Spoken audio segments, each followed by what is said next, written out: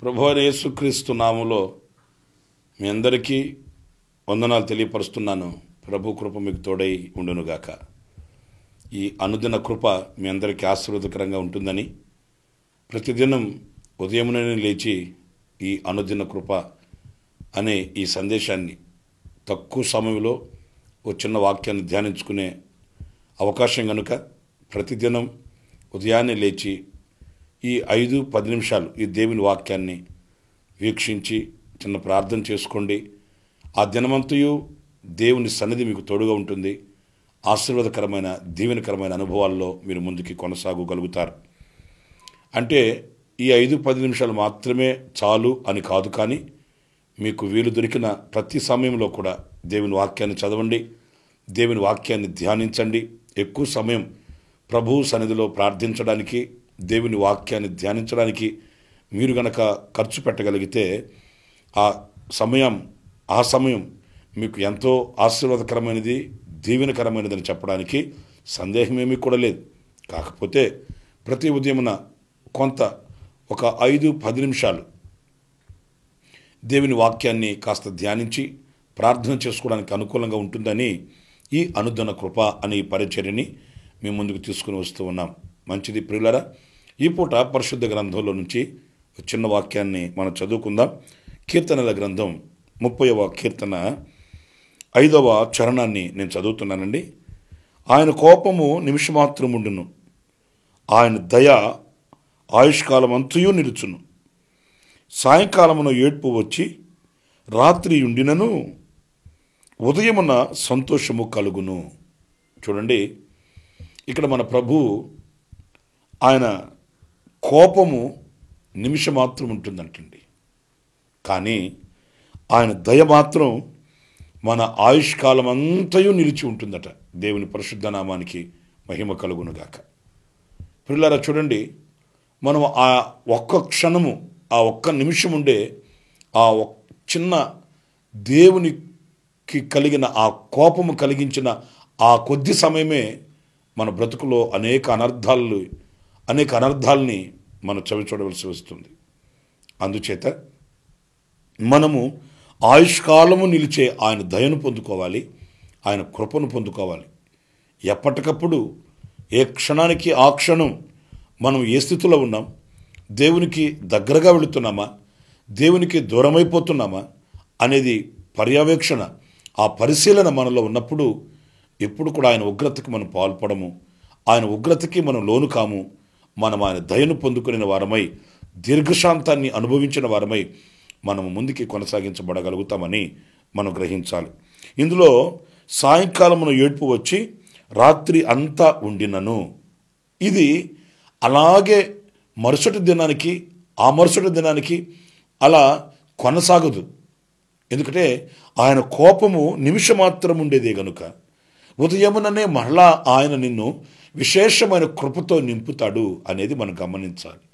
ఉదయమున లేకగానే ఆయన సన్నిధిలో మనం నిలవగానే, ఆయనను ప్రార్థించగానే, అర్జించగానే ఆయన మరలా మన మీద దయ చూపించి, కనికరం చూపించి, కటాక్షం చూపించి, శాశ్వతమైన, ఉన్నతమైన, ఉత్తమమైన ఆయన కృపను మనకు విస్తరింపచేసే దయా గుణము కలిగిన వాడే మనం ఆరాధించే మన ప్రభు. ప్రియ దేవుని బిడ్డలారా, అందుకే చూడండి, ఈ కీర్తనలో కాస్త గనక కింద వాక్యాల్లో మనం చదువుకుంటూ వస్తే 11వ చరణంలో, నా ప్రాణము మౌనముగా నుండక నిన్ను కీర్తించున్నట్లు నా అంగలార్పును నీవు నాట్యముగా మార్చి ఉన్నావు. ప్రియులారా చూడండి, నేను మౌనముగా ఉండక నీ సన్నిధిలో నేను కీర్తించున్నట్లు. దేనిని బట్టి కీర్తిస్తాం? దుఃఖముతో ఉండి, ఆవేదనతో ఉండి, ఆయనకి మన మీద కష్టం కలిగి ఉండి, అలాంటి అనుభవాలలో ఆయనను మనం ఏమని కీర్తిస్తాం?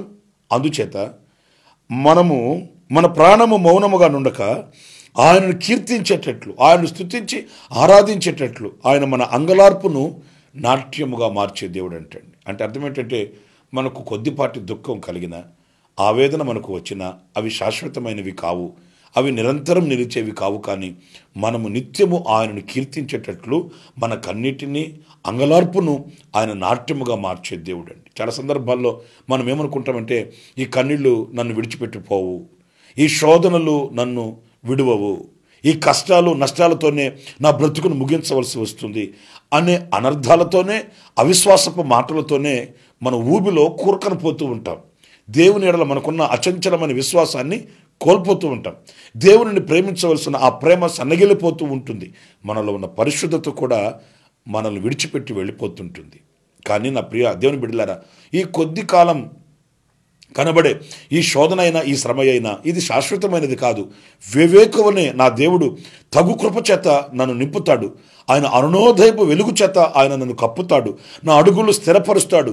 నా గుండెను ఆనందముతో నింపుతాడు. అంతేకాదు అంగలార్పును నాట్యముగా మారుస్తాడు అనే విశ్వాస సంబంధమైన ఆ యొక్క దృష్టి మనకు ఉన్నప్పుడు మనం ప్రియ దేవుని బిడ్డలారా ప్రభుని హత్తుకొని బ్రతకగలుగుతాము. అంత మాత్రమే కాదు, ఆయన అనుగ్రహించే దయ ఆయుష్కాలం ఉంటుందని విశ్వసించి ఆ కృప చేత మనం నింపబడగలుగుతామని మనం గ్రహించాలి. అంత మాత్రమే కాదు, ఆ కింద 12వ వాక్యంలో కూడా మనం చదివితే, నీవు నా గోనె పట్టు విడిపించి సంతోష వస్త్రమును నన్ను ధరింపచేసి ఉన్నావు. యెహోవా నా దేవా, నిత్యము నేను నిన్ను స్తుతించెదను. చూడండి, ఈ వాక్య భాగంలో ఆయన మన గోనె పట్టను విడిపించి, మన పితరులు గోనె పట్ట ఎప్పుడు కట్టుకునేవాళ్ళు అనంటే, వారికి శ్రమ కలిగినప్పుడు, శోధన కలిగినప్పుడు, వారు దేవుని యొద్ద సహాయాన్ని వేడుకునేటప్పుడు, వాళ్ళు పశ్చాత్తాప్తులై కన్నీళ్లు కార్చి ప్రార్థన చేసేటప్పుడు, ఇలాంటి సందర్భాలలో వాళ్ళు ఏం చేసేవాళ్ళు అనంటే గోనె పట్ట కట్టుకొని బూడిదలో కూర్చొని అంగలార్చేవాళ్ళు, ప్రార్థన చేసేవాళ్ళు. వాళ్ళు ప్రభు సన్నిధిలో విన్నపం చేసుకొని దేవుని సహాయాన్ని కోరుకునేవారు. అయితే ఆయన సహాయం చేయకపోతే వారు ఆ గోనె పట్టనే కట్టుకుని ఉండేవాళ్ళు, బూడిదలోనే కూర్చొని ఉండేవాళ్ళు సహాయం చేసేటంత వరకు. అందుకని ఈ వాక్యంలో రాయబడి ఉంది, ప్రియులారా, నా గోనె పట్టును విడిపించి ఉల్లాస వస్త్రములను, సంతోష వస్త్రములను నాకు ధరింప చేస్తావయ్యా. అవును ప్రియులారా, ఆయన మన ప్రార్థన ఆలకింపని దేవుడు కాదు. వాక్యంలో ఇలా వ్రాయబడి ఉంది, రక్షింపనేరకుండానట్లు ఆయన హస్తము కురుచు కాలేదు, విననేరకుండానట్లు ఆయన చెవులు మందము కాలేదని వాక్యం చెప్తుంది. గనుక ఆయన మన ప్రార్థన ఆలకిస్తాడు, మన మొర వింటాడు, ఆయన మన కన్నీళ్లు తుడుస్తాడు, ఆయన మనకు ప్రత్యుత్తరం ఇస్తాడు, ఆయన మనకు జవాబు అనుగ్రహిస్తాడు. అంత మాత్రమే కాదు, కానీ నీవు ఏ విషయంలో శ్రమ పడుతున్నావో, ఏ విషయంలో బాధపడుతున్నావో, ఏ విషయంలో ఆయన సహాయాన్ని వేడుకుంటున్నావో, ఆ విషయంలో ఆయన నీ ఎదుట నిలిచి సహాయకుడిగా ప్రత్యక్షమై నిన్ను ఆ గోనె పట్టులో నుంచి విడిపిస్తాడు. ఆ బూడిదలో కూర్చుని ఉన్న నిన్ను తీసుకొని ఆయన లేవనెత్తి ఉన్నత స్థలముల మీద ఆయన నిన్ను నడవ చేస్తాడు, కూర్చుండబెడతాడు. ఆ మహిమ కలిగిన ఆ దేవుని యొక్క కరుణ, ఆ దయ మనల్ని విడిచిపోయేది కాదని మనం గ్రహించాలి, ప్రభుని స్తుతించాలి. ఈ కీర్తనలో చివరి మాట అదేనండి, యెహోవా నా దేవా, నిత్యము నేను నిన్ను స్తుతించెదను. ఎందుకంటే నీవు గొప్ప కార్యాలు చేసేవాడు కదయ్యా, నా కన్నీళ్లు తుడిచి నా అంగలార్పు నాట్యముగా మార్చేవాడువు కదా, నా గోనె పట్టు విడిపించి నన్ను సంతోషంతో నింపేవాడివి, సంతోష వస్త్రములను మనకు ధరింపచేసేవాడువు కదా. అందుకని నిత్యము నేను నిన్ను స్తుతిస్తాను. అవును, మనం ఎన్నో మేలులు పొందుతూ ఉండాలి, ప్రభుని స్తుతిస్తూ ఉండాలి, ఆయనకు కృతజ్ఞులమై మనం బ్రతకాలి. దేవుడు అలాంటి కృప మనందరికీ అనుగ్రహించునుగాక. ఆమెన్. తలలు ఉంచండి, ప్రార్థన. మహాపరిశుద్ధుడా, జీవాధిపతి, నీకు వందనాలైనా. మీరు కోపించుచునే వాత్సల్యం చూపించే దేవుడవు. మీ కోపము నిమిష మాత్రము, నీ దయ ఆయుష్కాలం ఉంటుంది నాయన. అందుకే మేము బ్రతికి బట్టగట్టి బైబిల్ పట్టుకుని బజార్లో తిరగలుగుతున్నాం, సజీవుల దేశంలో నిలిచి ఉండగలుగుతున్నాం. నాయన, మీరు మా నెపములను ఎంచేవారైతే మేము ఎలా నిలవగలము?